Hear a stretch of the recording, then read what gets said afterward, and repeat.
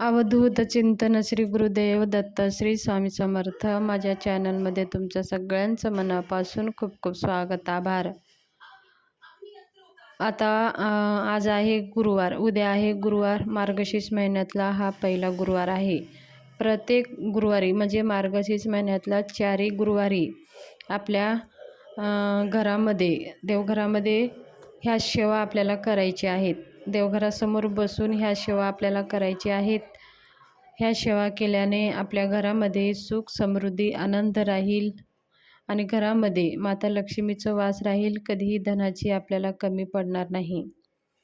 तर बघा त्या सेवा कोणकोणत्या आहेत आणि मार्गशीर्ष महिन्यातल्या गुरुवाची पूजा कशी करावी ते सगळं आज आपण ह्या व्हिडिओमध्ये जाणून घेणार आहोत.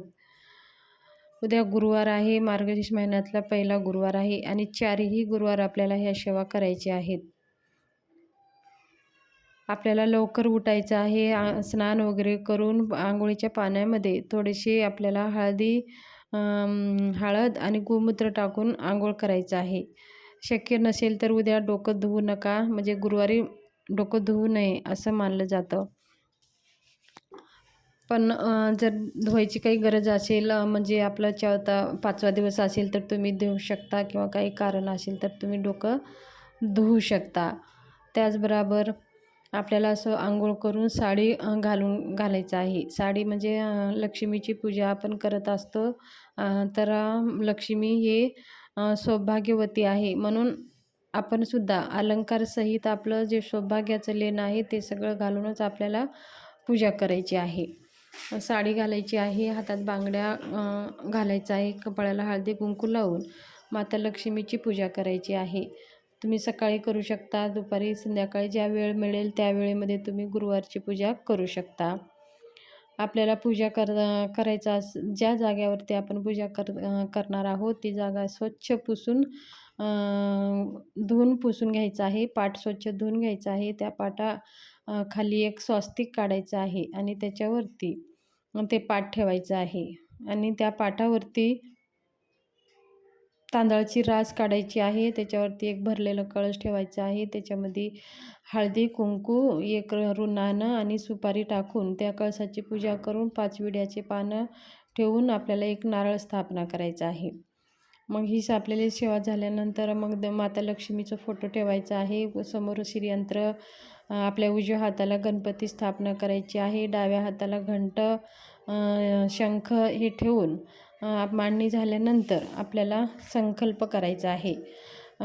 गुरुवारवर माता लक्ष्मी तुमचं नाव आणि गोत्र सांगून माता लक्ष्मीचं आपल्या घरामध्ये सुख समृद्धी, धन दौलत, यश कीर्ती प्राप्त होण्यासाठी, आपले सगळे अडखलेले कामे पूर्ण होण्यासाठी, घरामध्ये धन यावं आणि ते धन स्थिर राहावं म्हणून आपण आपल्या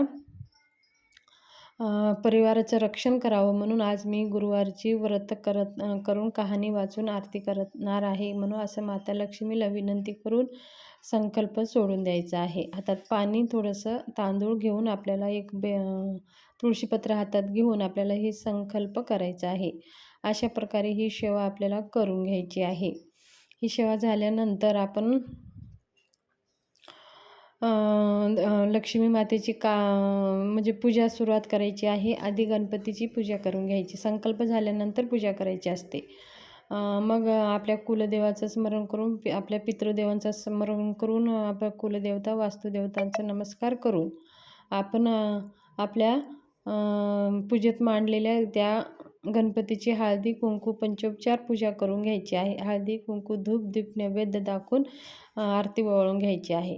मग आपलं श्रीयंत्र असेल तर श्रीयंत्र समोर ठेवून श्रीयंत्राची पूजा करून घ्यायची आहे.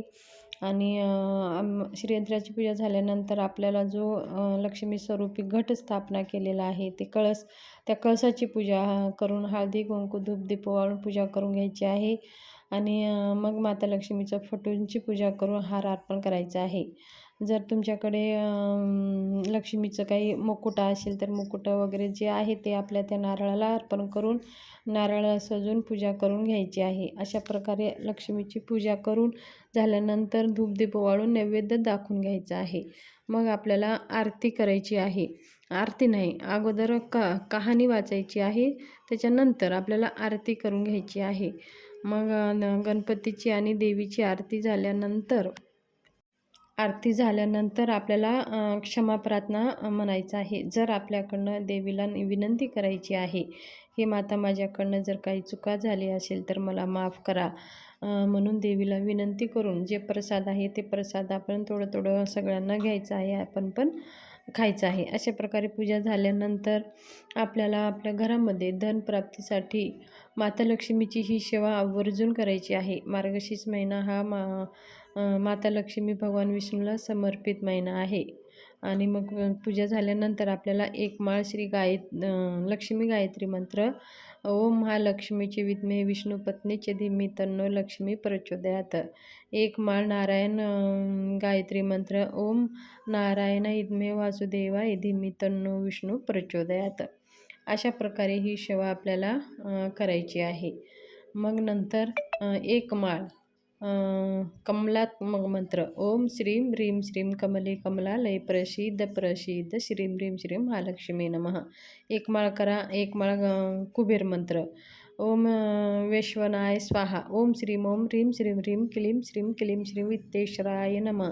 हे सगळे मंत्र तुमच्या नित्यग्रंथामध्ये असते किंवा तुम्हाला जर येत नसेल तर तुम्ही गुगलवरती सर्च करू शकता किंवा तुम्ही मला मध्ये विचारा की हे मंत्र मला तुमच्या हवं आहे, तर मी खाली हवा असेल तर मी कमेंटमध्ये खाली डिस्क्रिप्शनमध्ये लिहून देईल. तर अशा प्रकारे हे 4 माळ झाल्यानंतर आपल्याला श्रीसूक्त 16 पाठ करायचा आहे आणि लक्ष्मी अष्टकमचं 16 पाठ करायचं आहे. ह्या सगळ्या सेवा आपल्याला आवर्जून ह्या दिवशी करा. ह्या सेवेचं खूप छान असं आपल्याला रिझल्ट बघायला भेटेल आणि आपल्या घरामध्ये कधीही दौलत घरामध्ये कधीही कमी पडणार नाही. आपले भंडार भरूनच राहील आणि आपण जे काही आपल्या घरामध्ये धन येतं ते स्थिरपणे राहील. तर ही सेवा गुरुवारची सेवा आहे. ही सेवा तुम्ही चुकू नका आणि ही 4ही गुरुवार ही सेवा आपल्याला करायचं आहे. तर दररोज जर केलं तरी खूप अतिउत्तम. आपल्या धनाची काही समस्या असेल तर दररोज ह्या सेवा आपण करू शकता. दररोज करणं शक्य नसेल तर तुम्ही गुरुवारच्या दिवशीसुद्धा ह्या सेवा तुम्ही करू शकता. तर गुरुवाराविषयी माहिती तुम्हाला शेअर करायची होती. माहिती कशी वाटली, आवडली असेल तर चॅनलला सबस्क्राईब, लाईक करा. धन्यवाद.